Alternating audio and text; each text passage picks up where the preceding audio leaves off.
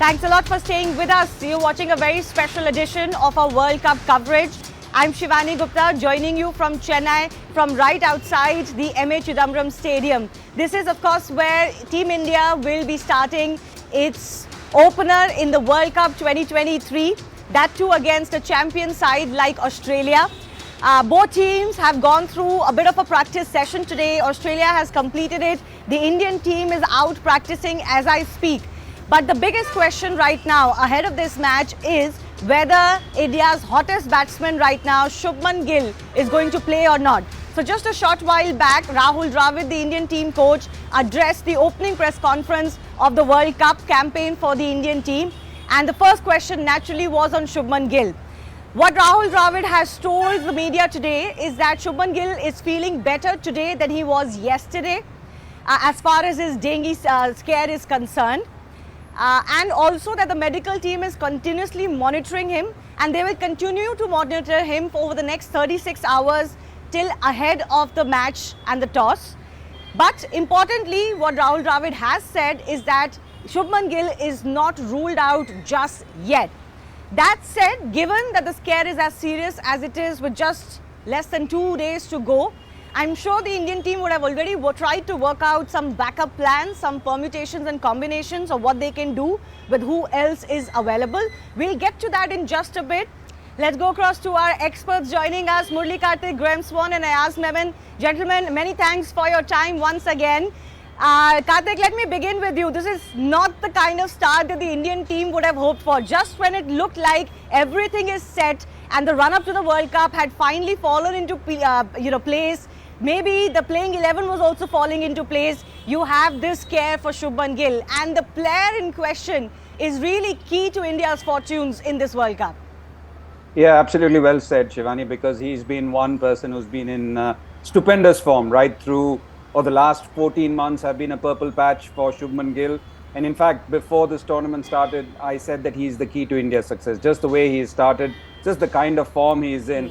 And he just makes batting look easy. So you're absolutely right. Not the kind of start which India would be hoping for. It's an absolute bummer if he can't start in the playing 11. But that's how it goes. Sometimes in sport, you can have the best laid plans and they can all go awry. So for India, thankfully, everybody is in form. They've got a few openers who can, or a few batters who can open, the likes of KL Rahul or Ishan Kishan with Rohit Sharma. But for what we heard from Rahul Dravid wasn't the best of news. If you talk about all the billion fans who are hoping that India get off to a great start, having really done well against Australia recently. Absolutely, he's done well against Australia. But we'll get to the options that the team has in just a bit. Graham, I wanted to take your opinion on this too. It doesn't really look good. If it's a dengue, you do need about a week to kind of recover from your first bout, even if it's not that serious. So if you look at the signs, it doesn't look very good for Shubman Gill. On top of that, the team wouldn't want to rush him. At this stage of the World Cup, not being as do or die as it may be towards the end of the group stage. So, do you reckon for someone who's under a flu-like situation or a dengue-like situation, it would be pretty hard for Shubman Gill to just recover in 36 hours? I'm looking at that thinking the coach will obviously take it day by day. Rahul Dravid said that. But do you really want a player who in the hot Indian heat, when he's getting out there having to field for 3.5 hours, then having to bat, it has to take it out on you. I'd actually say to Shubman Gill, look, we know how good you are. Your place is there as soon as you're fit and firing. You are in our starting 11. Of course you are. But for a game as big as an opener against a team like Australia, who you don't want to give an inkling to, you don't want to lose that opening match, I would say, look, sit this one out, recover properly, stay in your hotel room, get your fluids on board. We don't want to risk you because you don't want to play him in the game. And even if he scores well, he's going to be wiped out for a week after that, surely. The energy levels and the sapping heat of Chennai. So personally, I'd be looking for him to miss this one. But that would give an opportunity to one of the other guys who may not have started anyway. And when you look at your middle order options there, they're all so strong. Maybe Shubman Gill saying, absolutely not, I have to play, I want to play, I want to keep my spot. So they're very good situations that India find themselves in. As a coach, I would definitely say, miss this one out. sit and get fully fit. We want you firing on all cylinders for the business end of this tournament, not for the first game. Yes, and actually I asked, he can sit this one out. The next one is against Afghanistan, so not the most high pressure match again. And I think the Indian team will look at the fact that maybe you can get a week, but by the time the Pakistan match comes down, that's when they would hope that, Shubman Gill is ready to fire on all cylinders instead of rushing him right now. So Shivani, everything veers around the Indo-Pak match, as we can see. But I think, the issue really is of getting him fit and going for the duration of the tournament. It's a 7-week, 6-week long tournament, a little more than that. And you want him to be there for, if not all, most of the matches. And if the first match is going to affect him adversely, then it's a tough call. But that's the call that the team management and he himself has to take. Look, India would like to get off to a winning start, and he's such a vital element in that aspiration or in that game plan. And if Shubman is not there, then I dare say that the Australians will breathe a little easy. Not too much, because India have got wonderful replacements available. So that's actually, what we thought was the problem of plenty for Rahul Dravid and Rohit Sharma might just come to their rescue, because, dengue is not something that you will take very lightly. It's not a common flu that gets over in 2-3 days and you're fine. Pop a few Colderins and you're okay. So I think they should just go by medical advice and then take it from there. All right, let's get down to exactly what the team can look to do if there is no Shubman Gill. If you read between the lines, Dravid sounded optimistic, but of course, given the situation what it is, it doesn't look like Shubman Gill can be in, batting and match fitness in just about 36 hours from now. And why risk him at this stage when it's not a do or die situation? You need him really for the end few matches more than anything else, even though the Australia match is a big one and they would like to get a win under their belt. But what is the best option? Now, we'll run the records of both Ishan Kishan and KL Rahul, who have done reasonably well for India, Karthik, as far as the opening slot is concerned. Ishan more recently in the ODIs than in the T20s. Of course, KL Rahul, we know, has a good record as an opener. But do you think it would be Ishan preferred for them for that right-hander, left-hander combination? And also, maybe they wouldn't want to disturb KL Rahul from the position that he's batting in right now. Who would your pick be as the partner for Rohit Sharma? Look, ideally, both of them are capable enough. But does the team want a left-hand, right-hand combination? Also, the way the current series panned out, I just got the feeling that they saw Ishan Kishan as a middle-order batter for his left-handedness, and the fact that all the top 4 or 5 of India are all right-handers. The only left-hander to come later on is Ravindra Jadeja. So is that something? And as you rightly said, KL Rahul has got a great record. And someone like Ishan Kishan, for all his flamboyance, is slightly suspect against swing bowling. So would you want to expose him as an opener, or do you still like him as a middle-order batter? That is something which the Indian team has to answer. But I'm pretty sure that both of them are capable enough if given the opportunity to go and open. It boils down to what Rohit and Rahul feel is the ideal combination, to whether you want to start with a left-right combination or 2 right-handers, as Shubman Gill and Rohit are. Anyway, so someone like KL Rahul is equally adept at opening, and it gives him more time. But also, if they use him as a wicket keeper, do you want him that extra, or do you want to put that extra burden of him opening and keeping for 50 overs? But it's the same for Ishan Kishan as well. Exactly. That's what I was about to ask you for a clarification. You mean that for Ishan or KL Rahul? Because no, I think we did get a sense from a lot of our experts that you do prefer Ishan Kishan with the gloves. You do prefer Ishan with the gloves, right? 100%. I prefer Ishan with the gloves. The reason being that Ishan is a natural gloveman. He's done that all his life. KL Rahul, I feel, is a better fielder, but again, he's had some issues with his fingers. Even during the series when he was keeping, there were times where his left hand wasn't going towards the ball. He was hit a couple of times, and then you could feel that. You don't want that to affect his batting. I feel he's a natural fielder, he's a good mover, he's got great hands as a fielder. So again, I personally prefer Ishan Kishan. If I was a bowler, I would want him if there is no Rishabh Pant. So are you suggesting then that if Ishan is keeping the gloves, you wouldn't ideally want to give him the burden of opening too? Let KL Rahul open then? Look, these are young players. Again, it comes down to what the team management wants. I would actually, I don't have a problem with it. I actually feel that even if you're an opener, Adam Gilchrist did it for all his life. He kept the batting for, he batted as an opener and kept for 50 overs. So he was one of the greatest we have seen in our times, or for matter all time. So it's not a burden. It's how the team reckons is going to fit them. I actually feel Ishan Kishan to keep and Ishan Kishan to open as a left-right combination. Yeah, Graham, Ishan has relatively less experience in one-day format opening for India, but in the 5 matches that he has a strike rate of over 100 and an average of over 50. In comparison, KL Rahul has played more matches as an opener, almost 16 one-days for India. His average is very good at a 48. The strike rate is a little bit lower. Who is the preferred opener for you in this case? Me, I'd definitely go with the left-hander. I think KL Raoul's a fantastic player, superb player, and you know what you're going to get. Ishan Kishan is a younger guy coming through, very exciting, probably a bit more exciting, as he has a few more of the modern T20 shots, and I'm not saying KL Rahul doesn't have all of those. But personally, I always think a left-right combination at the top is very important, especially against a team like Australia, with the left-arm swing of Mitchell Starc and Pat Cummins. They love having batsmen, right-handed batsmen especially. They can swing it in to the stumps, smash them on the front pad, get LBs and balls. I think having a left-hander just throws them off a little bit. If you've got Rohit at one end and then a lefty at the other, swinging becomes more difficult to keep your line and length. So I would take that into consideration. I would definitely go for Ishan at the top.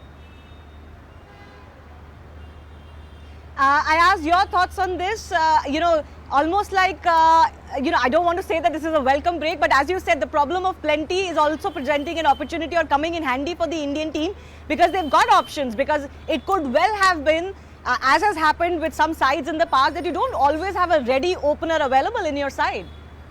Yes, a ready opener and somebody who's in great batting form. So I'd actually make it a unanimous decision with Murli and with Graham. And say Ishan Kishan, of course, he'll be in the playing 11 if Shubman Gill is not there. But then he should open the innings, in my opinion. Rahul has come back very, impressively after his long injury layoff and has made a lot of runs in number 5 position. So his experience also becomes of great value there. And the right-left combination, I think, could kind of cause a little, could fluster the Aussies a little bit. So I would go with that, Ishan Kishan to open with Rohit. Just to add one more thing to everyone, yes, just look at the record of KL Rahul at number 4 and 5. He averages close to 54, and possibly that's one of the reasons why they've allowed him to handle that, so that he can play with the likes of Hardik or Ravindra Jadeja if required. And he has shepherded the team beautifully in the last few games that he has played from the time he's come back from injury. No, absolutely. I think I do get a sense that they might not want to shuffle KL Rahul at this point, because he seems to be nicely settled in that role that he's playing for India. And in any case, I think Ishan doesn't mind opening. He's been very prolific as an opener, especially recently as well. And with that left and right hand combination, this could just settle down perfectly. I'm just wondering what happens when Shubman Gill, gets ready. But one of the benefits of having Ishan Kishan in any case was that he can move up and down the order. He has that flexibility as a batsman and tends to be, readily available in any slot that you might want to put him in. Graham, I want to take your thoughts on this Australian side. The Aussies, always a winning mindset. Of course, as an English cricketer, you know a thing or two about this. But how much of a champion side do you reckon this Aussie side is? Good question, actually. Normally going into a World Cup, I'd always say that Australia are the team to beat. No matter if they're home or away, they always come to the table in a World Cup and play above themselves. And this definitely is not an Australian team as good as, that magnificent team of the late 90s, early 2000s. They've got a couple of world-class players, don't get me wrong, but from 1 to 11, they're not that team. However, on their day, they can beat absolutely everybody. So they still have incredible players. David Warner, I think the 50-over cricket suits him way more than T20 these days. He's a very dangerous customer. He obviously knows Indian conditioned so well from all his time in the IPL. I think with Mitchell Starc, he's bowling well at the minute. He's bowling quick swing. That can be vital at the top to get early wickets. They've always got players coming in who can do the job and do damage.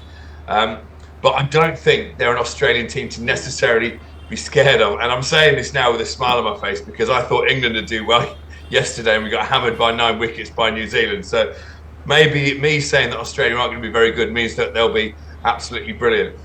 If as an Englishman, if I was playing against either of these two teams, India or Australia tomorrow, I'll be far more concerned about India than Australia, if that helps answer the question.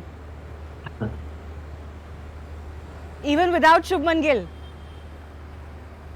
Even without Shubman Gill. Honestly, you've got an embarrassment of riches as batsmen, and the guys who might necessarily not play, I said this the other day, I said, if they're not going to play for India, then come and play for England because we need all the help we can get. You've got an embarrassment of riches. So I wouldn't worry too much. If Shubman's not fit and firing to go, save him for the later part of the tournament because you've got able replacements who can come in and still win matches for India. As I want to get you in as well, what do you think separates these two sides? Of course, right now that big hole, that gaping hole is Gill's absence. But if we leave that aside, of course, you have to be prepared for these situations. And that is why you have a squad of 15. What do you think separates these two sides and who comes out on top for you as it stands today? Well, I think very little separates the two sides because if you look at their recent record, India beat Australia in Australia at home, but went on to lose the WTC final. I know that's a different format, but there's a lot of what goes on in the minds of players when they face each other, especially two top teams like Australia and India. I think the advantage for India would be at playing at home. For me, the moot question is whether Ashwin will be in the playing 11 or not, because he's had such a huge, in a way, a stranglehold over the top order, albeit in a different format again, but playing on Indian pitches in Indian conditions, he could be very much the X factor of the team. I think from Australia's point of view, the form of Mitchell Starc, which Graham Swan spoke about, and Adam Zampa is going to be crucial because if Starc gets those early wickets or towards the end comes and cleans up, in his death overs a few batsmen, and Adam Zampa, how he bowls his leg spin against batsmen who play spin extremely well, these are going to be really vital. It's going to be vital for Australia how they perform in this match. This is a really tough match for both teams, and I think both teams will want a winning start to just get that momentum going in this World Cup. How important is it, Karthik, to get that first win under your belt? Do you think that is make or break in a campaign? It's not exactly make or break, but it's you always want to start well, isn't it? It's about starting well. You always want that win under your belt. Just like Graham spoke about England, maybe New Zealand was a weakened side yesterday, but still England needed that victory under their belt, which New Zealand managed to get. Everybody was saying advantage England, but it was New Zealand which won. And similarly, everybody's talking about advantage India as a favourite. But that doesn't mean that you're ensured a win. But as a team, you want to have a great start to a tournament because it's a long tournament. I know everybody talks about peaking at the right time and all that, but still that first win in the very first game is as important as peaking at the right time. Wow, all right. The first win in the first game, as important as peaking at the right time. I like that. We'll see how the trajectory of the teams go and whether that win in the first games that they get also helps them as far as peaking later in the tournament is concerned. Very quickly, Karthik, we did discuss your preferred bowling options for India. As far as this match is concerned, given that it's going to be played on the Chennai track, what is your ideal bowling lineup for Sunday?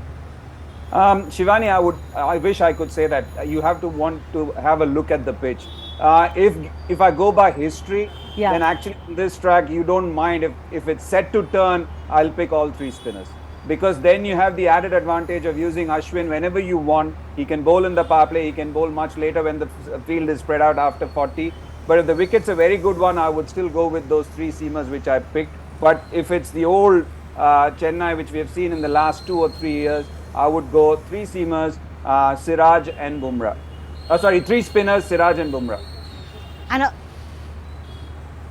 And of course, Hardik Pandya as the bowling all-rounder as well. Yeah, exactly. So that would kind of complete the lineup. You know, Graham, I've been wanting to ask you this question. We've got limited time. You know, Maxwell is one of those characters I feel in international cricket is a guy that splits opinion right down to the middle. Many feel he is that X-factor guy, and you'll always like to have him because he can win a match from any situation, you know, only on his own. And others have always been very critical about his stop-start kind of career and never really a form that you never really know how long his form is going to last. This time he's coming back after a layoff of sorts. Your thoughts, where do you stand on Glenn Maxwell for Australia?